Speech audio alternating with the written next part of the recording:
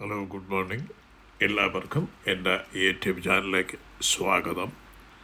ഇന്നത്തെ വീഡിയോയുടെ ടൈറ്റിൽ മനസ്സ് ചിന്തിക്കുന്നത് പോലെ തന്നെയാണ് ജീവിതം. ഒരു മനുഷ്യൻ തൻ്റെ മനസ്സിൽ എന്തു ചിന്തിക്കുന്നുവോ അതാണ് അവൻ. ലോകത്തെ മാറ്റിമറിച്ച ഈ ലളിതമായ വാക്യം ഇന്നും കോടിക്കണക്കിന് ആളുകളുടെ ജീവിതത്തെ സ്വാധീനിച്ചു കൊണ്ടിരിക്കുന്നു. നിങ്ങൾ ഒരിക്കലെങ്കിലും ചിന്തിച്ചിട്ടുണ്ടോ, എന്തുകൊണ്ടാണ് ചിലർ എവിടെ എത്തിയാലും വിജയിക്കുന്നത്? എന്തുകൊണ്ടാണ് ചിലർ എത്ര ശ്രമിച്ചിട്ടും ഒരേ സ്ഥലത്ത് തന്നെ നിൽക്കുന്നത്? ഭാഗ്യമാണോ കാരണം? വിധിയാണോ? അല്ല.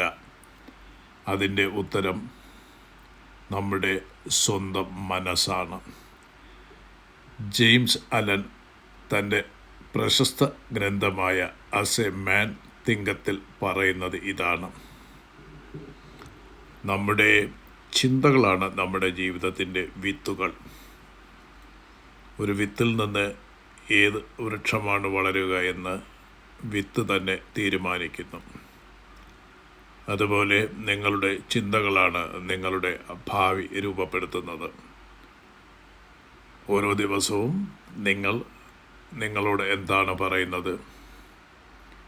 എനിക്ക് കഴിയില്ല, എനിക്ക് ഭാഗ്യമില്ല, ഞാൻ പരാജിതനാണ്. ഇത്തരം ചിന്തകൾ ദിവസേന മനസ്സിൽ വിതയ്ക്കുമ്പോൾ അതിൻ്റെ ഫലം നിരാശയും ഭയവും പരാജയവുമാകും. പക്ഷേ നിങ്ങൾ ഇങ്ങനെ ചിന്തിച്ചാൽ,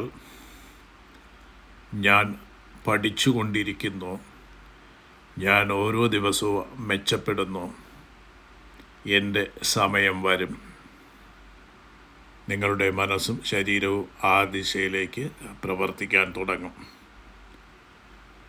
നമ്മുടെ മനസ്സ് ഒരു പൂന്തോട്ടം പോലെയാണ്. അതിൽ നല്ല വിത്തുകൾ വിതച്ചാൽ മനോഹരമായ പൂക്കൾ വിരിയും.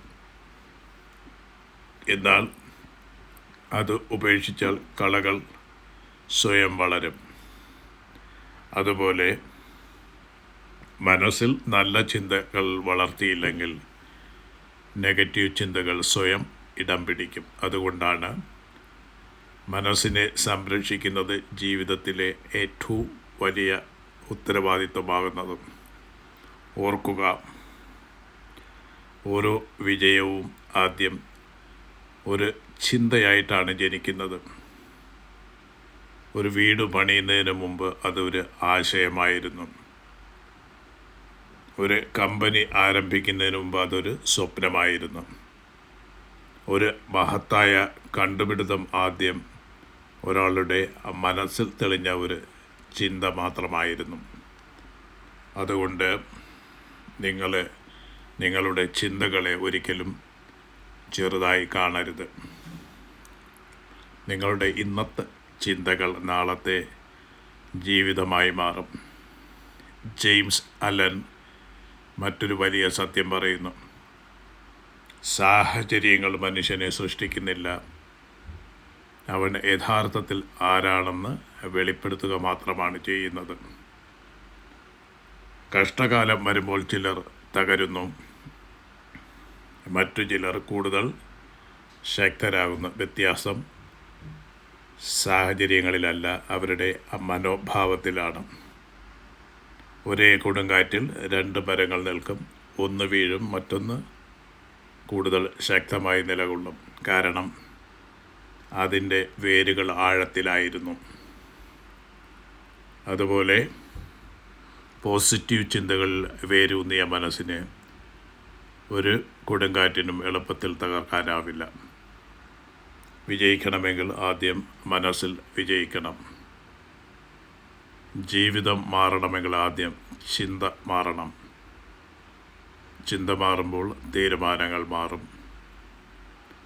തീരുമാനങ്ങൾ മാറുമ്പോൾ ശീലങ്ങൾ മാറും. ശീലങ്ങൾ മാറുമ്പോൾ സ്വഭാവം മാറും.